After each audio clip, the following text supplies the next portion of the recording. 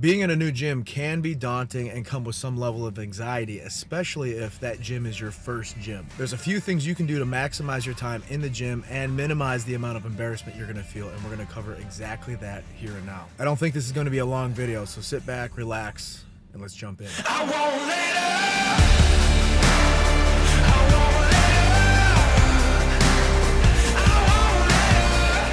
One of the biggest issues I hear from some of my newer clients is that they feel embarrassed when they go to the gym. They feel like everyone else in the gym is watching them, judging them, and it makes them feel out of place. It makes them feel like they shouldn't be in there. The fact of the matter is, most of these people are so busy and focused on themselves that they're not going to see you at all, let alone think about you or judge you for what you're doing. And I know I'm just one guy, but when I see someone who's apparently new in the gym, I normally feel a sense of respect for that person. I know it takes a lot of effort and energy and courage to take a step in the right direction, especially when you're new to something. So when there's somebody new in the gym, I respect that. And I think that that's a shared emotion amongst other people in the gym. Now, obviously, I can't speak for everyone. You're gonna have your jerks here and there. If your gym is filled with that, go find another gym. But for the most part, I really haven't seen that ever be the case. So if you are feeling a little out of place, just know that this feeling does subside with time. The more you go, the more comfortable you're gonna get, and less you're gonna worry about other people, especially when you start seeing results. The second point I wanna focus on is ego lifting. Ego lifting is basically lifting more weight than you can handle or maintain good form with in an effort to impress your friends or someone of the opposite sex. And this is one of the surest ways to make yourself look like a clown in the gym. For the most part, no one really cares how much you can lift. Even if you can lift a lot of weight, no one really cares. Even if you lift a little bit of weight,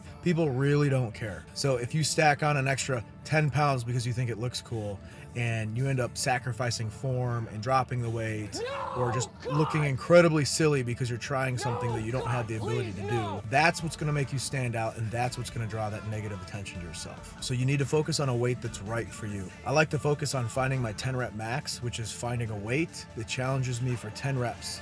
So much so that I couldn't do it 11 times, even if I really, really wanted to. That 11th rep is impossible. That 10th rep is nearly impossible, but I get it. That's your 10 rep max. You want to be able to use this weight with good form throughout the entire set. And once you can check all those boxes, you have officially found the correct weight for you. This next one is an etiquette tip, but it's just as important as the rest, and that's putting your weights away. At least from my perspective, to look lazy in the gym is to not put your weights away. You had all the energy and strength to rack the weight up and then do the exercise, and then you can't put the weight away so it's ready for the next person that wants to use it. That's not a good look. Especially if you're a newbie in the gym, you may be doing this without even realizing it. And I'm not saying it makes you lazy because you're doing it, but that's the perception others are going to have if you aren't putting your weights away at the end. And the same thing can go for cleaning your equipment once you're done with it. Ever since gyms opened up after the pandemic, this has been a new rule for most gyms that I've seen. So put your weights away and make sure to wipe down your equipment when you're done with it. This next one is also an etiquette tip, and that's socializing. I'm all for saying hi to your buddies, having a quick talk between sets.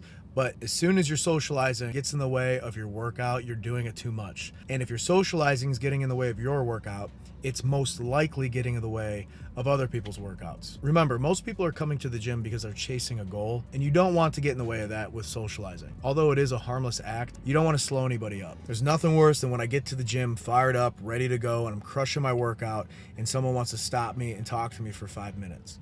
Keep in mind that most people try to stick to 60 seconds to 120 seconds break time. So if you're gonna socialize, keep those social moments under 60 seconds if you can help it. Not only will it benefit you in staying focused on your workout, others are going to appreciate that as well. I know in the past there's been several people who I would see in the gym and know in my mind I need to avoid them because they're gonna sabotage my workout with trying to tell me about their weekend for 10 minutes. Don't be that guy, and don't be that girl. This next tip would be to use your collars when you're benching, squatting, deadlifting, etc. The collars are there to help keep you safe. They keep the weight on the bar, and they also prevent you from looking really ridiculous. I know from personal experience there's been a few times where in my younger years I didn't use collars and the bar went uneven in me attempting to get it up, and weight slides off one side, the bar flings up, and the weight slides off the other side. Every time it makes a lot of noise, it draws a lot of attention, and it's always embarrassing. So take the 2 seconds out of your workout and put collars on your bar. They're there to keep you safe, they're there to prevent unnecessary embarrassment, and they're honestly there to keep others safe. It's one thing to injure yourself, but if you injure someone else because you didn't use a collar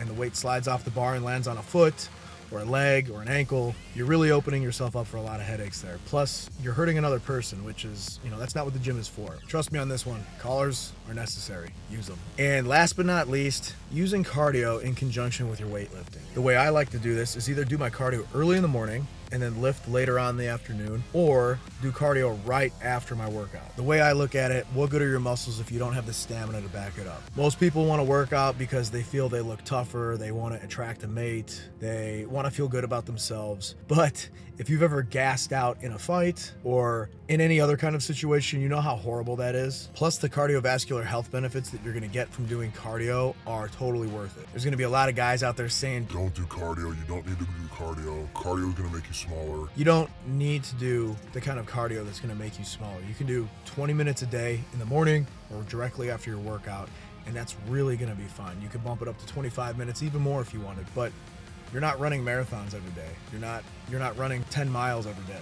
You can still do cardio and hold on to your muscle mass. And there you have it. There's your quick beginner's guide to being new in the gym. I hope you found that helpful, because as an online coach, I hear about it all the time, how stressful starting off in a new gym can be, especially if you're new. So if you implement those tips, I think that you can begin to feel pretty comfortable in a short amount of time. And remember, the fact that you feel these anxious, daunting feelings, it just means you care. All right. I think that that's a pretty common feeling. And remember that when you're in the gym, you may not be the only one in there that feels that way. There are going to be other people in the gym who are new, who feel insecure, who feel anxious about being there. So just keep it respectful, maintain good etiquette, and remember everything else we talked about today, and I think you'll do really, really well. If you have any questions, drop them below in the comments. Also, let me know what you want to see next. I'm here to be a resource, and I read all of my comments here, Instagram, TikTok. I read them all. I want to be helpful, so let me know what you guys want to see, and we'll make it happen.